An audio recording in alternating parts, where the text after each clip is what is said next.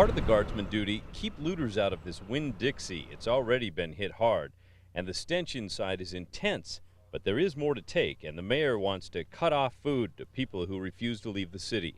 Cliff Taylor, one of the guards here, is from Vancouver, Washington. The store was pretty much ransacked when we got here the other day. We've just been trying to keep it from being pillaged anymore. But last night the situation got tense, and after the local police left, the Oregon soldiers did too, because they had no night vision goggles. Right next door, a reminder of the danger. The soldiers say someone shot this man in the head 4 days ago. His black dog refuses to leave. Captain Trent Klug, a federal prison guard from Salem, says the danger is real. Yes, sir. It's definitely. There's still an element of bad people out there. We're northeast of downtown New Orleans. This is an area patrolled by the Oregon Guard. They tell me the water's gone down about 3 feet here since they arrived on Friday. And inside the flooded out areas, they tell me there are still some people.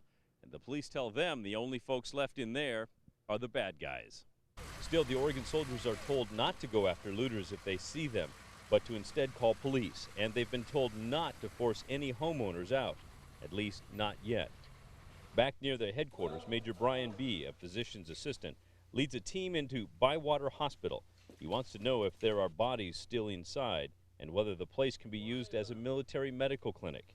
He finds no bodies. Many drugs were stolen here, but more were not. Major B. is surprised. Yeah, there's still a ton of stuff left here. Yeah. And in yet another corner of the sector, Captain Klug is called on to rescue a tattered American flag.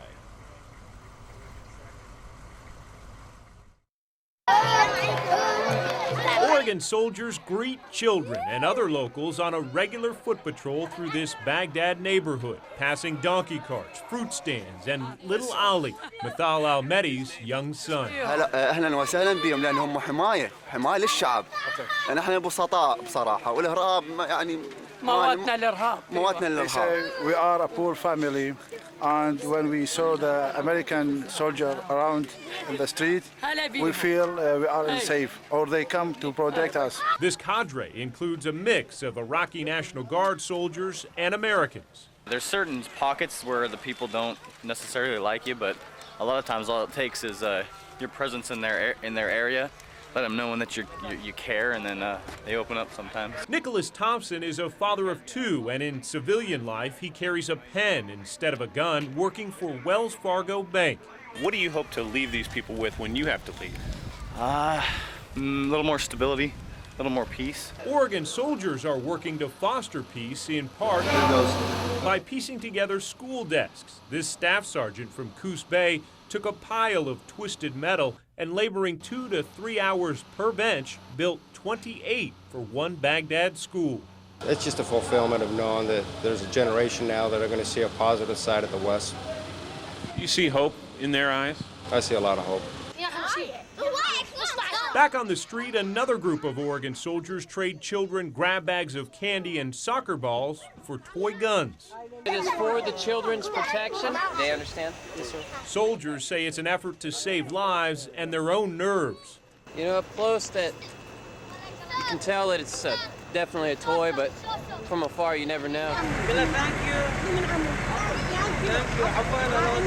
The same patrol also makes time to buy snacks and soda from a local bodega. And you buy 1 or 2 little Pepsis from them, and it just kind of lightens up the mood and breaks the ice and lets them know you're a person just like they are.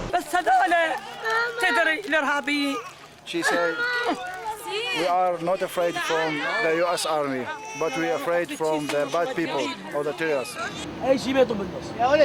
Baghdad's future security in many ways rests in the hands of these Iraqi National Guard troops, trained largely by Oregonians. There was no organization whatsoever when we got a hold of them about 7 months ago.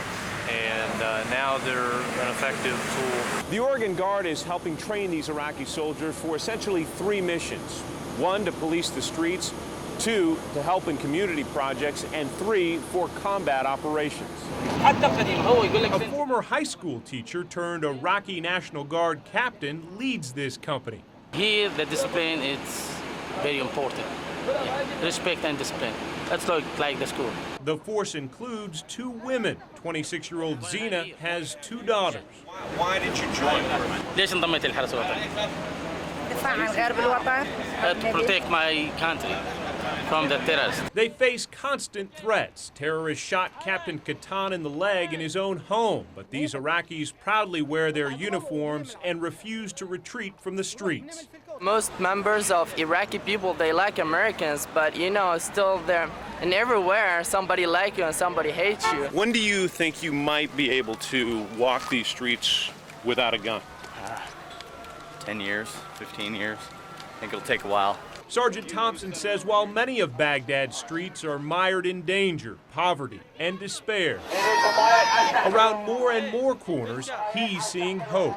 Younger generations especially, looking at Americans as reliable partners in building a prosperous future for their troubled city.